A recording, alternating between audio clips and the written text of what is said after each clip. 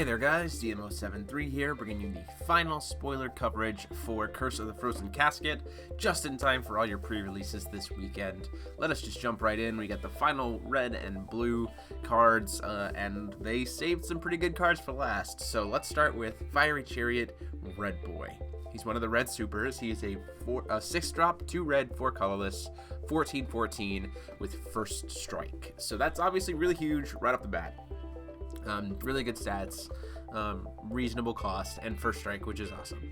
And he says, when this card enters your field, it deals 500 damage to each J/Resonator your opponent controls, plus an additional 100 damage for each different attribute among all wills spent to play this card.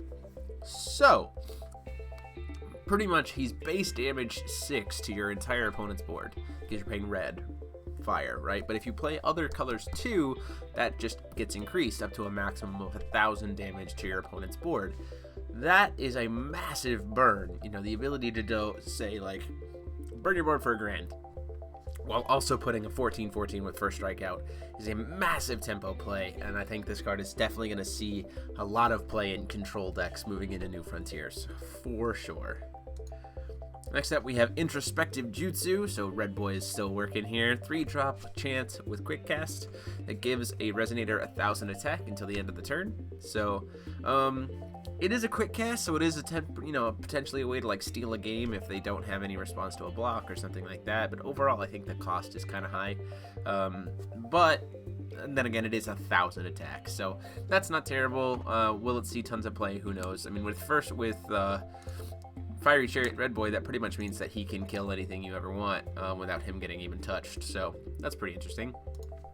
Moving on to the water cards, we have the Ancient Automaton 2-drop 4/4 that gains +2/+2 for every addition you control, so just a general like control kind of ramp card that can be stronger the later the game goes.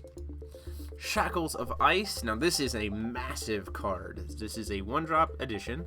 As long as this card is not bestowed, neither player can activate their ruler's activate abilities.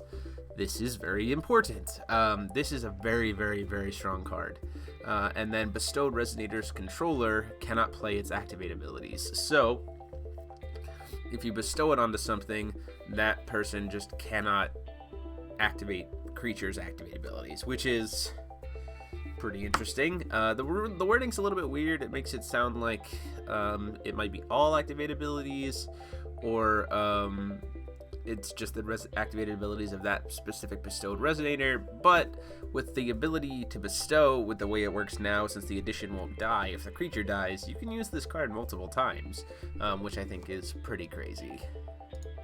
Now we have Rising from the Depths. It is we have her Mercurius's finale spell. So it's a 4-drop Ancient Magic. Return all Resonators to their owner's hands with Awakening of 2 blue and 4 colorless, and you can put up to 3 water Resonators from your hand into your field. So you can bounce the board and reset the board and put 3 guys out. The main reason why people are getting excited about this is because you could go play this really early and then jam triple hook.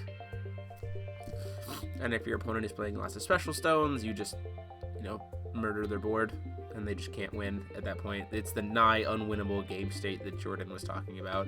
That is pretty intense, and it is only 10, so the weird thing about that is with Mercurius, because it's only 10 for the total cost, she's still pretty safe to be able to protect it if your opponent has like a 2-fold chant, or keep up her own counter spells to be able to answer something you play.